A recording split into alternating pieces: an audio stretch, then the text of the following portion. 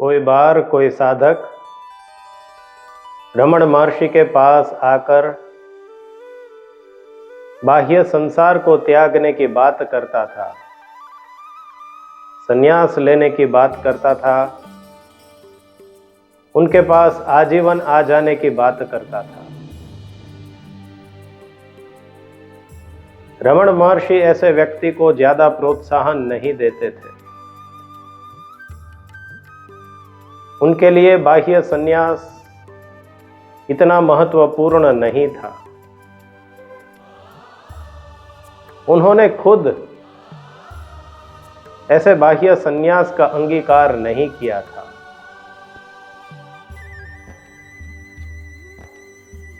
संसार किधर है?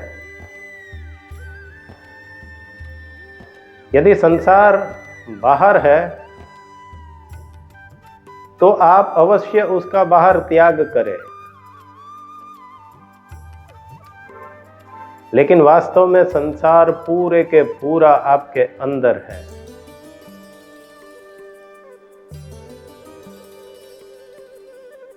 मनुष्य हमेशा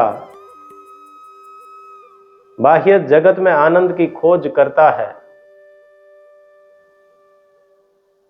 उसमें ठोकरें खाता है तो उसे लगता है कि अब आनंद की प्राप्ति अध्यात्म से की जाए। और चूंकि बाह्य संसार से वो पीड़ित होता है, उसे लगता होगा कि बाह्य संसार को छोड़ के उसके दुख का समाधान हो जाएगा।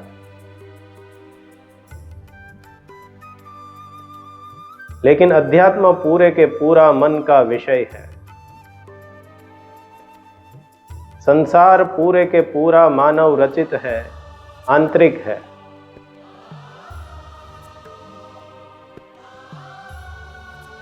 पीड़ा भी जो होती है वो अंतर मन को होती है। बाहर भटकने के कारण अवश्य पीड़ा होती है, लेकिन यह बाहर भटकने का इंसान अंतर मन की कमजोरी के कारण करता है। अगर अंतर मन उसे बाहर जाने के लिए प्रेरित न करे तो फिर बाह्य संसार कोई रूप से उसे पीड़ित नहीं करेगा।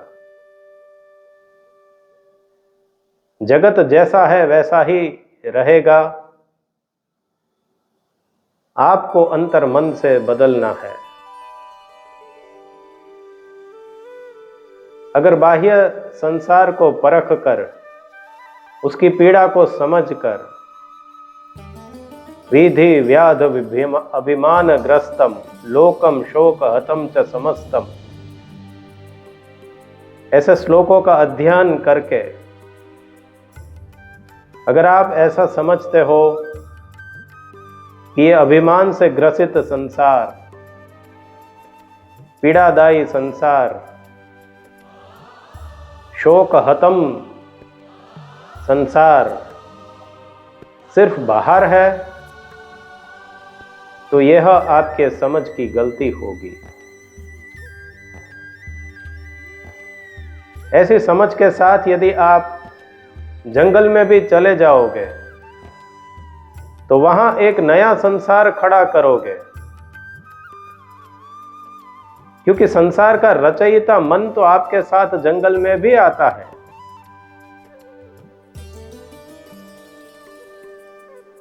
संन्यस्त जीवन को अपनाओगे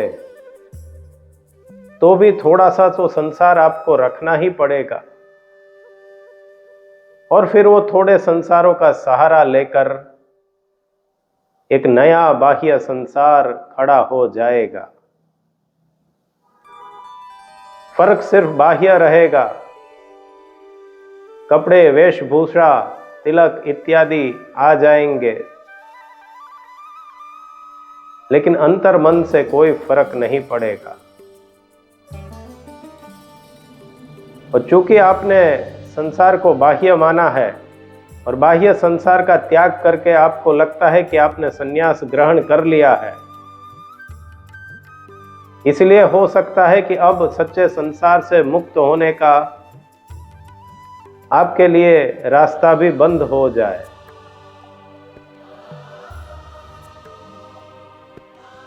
संसार आपका मन आपके अंदर खड़ा कर रहा है। जब तक वह बंध नहीं होगा, संन्यास असंभव है। और जब यह बंद हो जाए, आंतर संन्यास जब आ जाए, फिर बाह्य रूप से आप संन्यास लो या न लो, कोई फर्क नहीं पड़ता।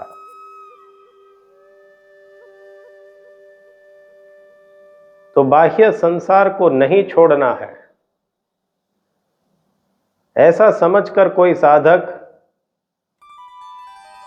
अंतर मन के वैराग्य को ही सच्चा मानकर बाह्य संसार जैसा है वैसा ही चलने देता है, तो भी कई बार फंस जाता है। इसे ठीक से समझ ले, थोड़ा सूक्ष्म है। अगर बाह्य संसार छोड़कर बात नहीं बनेगी, तो बाह्य संसार न छोड़कर भी बात नहीं बनेगी।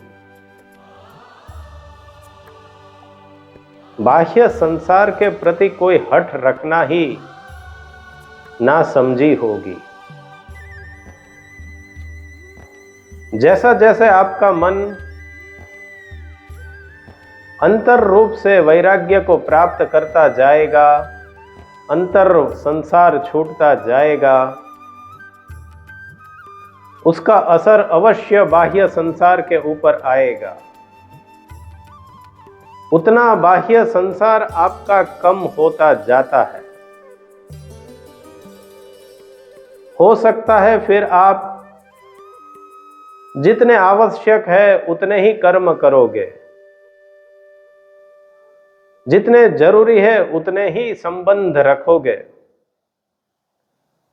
और अपनी महेच्छाओं के कारण जो संबंध जो कार्य करते हैं उसमें आप कमी लाओगे या तो छोड़ दोगे। जो प्रारब्ध अनुसार आपको जिम्मेदारियां मिली है उसे आप निभाओगे, लेकिन महत्वाकांक्षाओं के लिए अन्य कार्य आप खड़ा नहीं करोगे।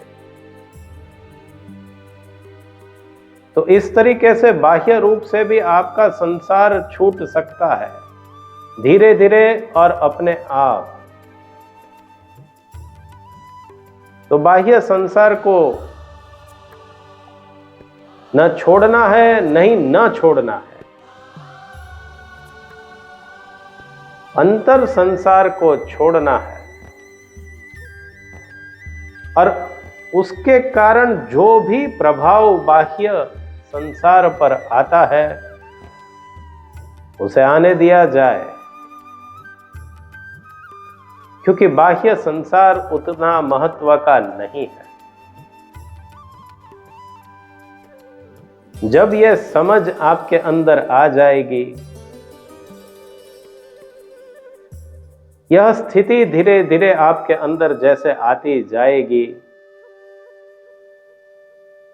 तब आपके लिए सच्चा संन्यास संभव हो जाएगा, और तब ही सच्चे आनंद की प्राप्ति आपको होगी। यह विषय काफी सूक्ष्म है, इस पर रमण महर्षि ने और भी कुछ कहा है, उसे ठीक से समझ लेना अति आवश्यक है, और इसीलिए उसे अगले प्रवचन में हम और गहराई में समझेंगे।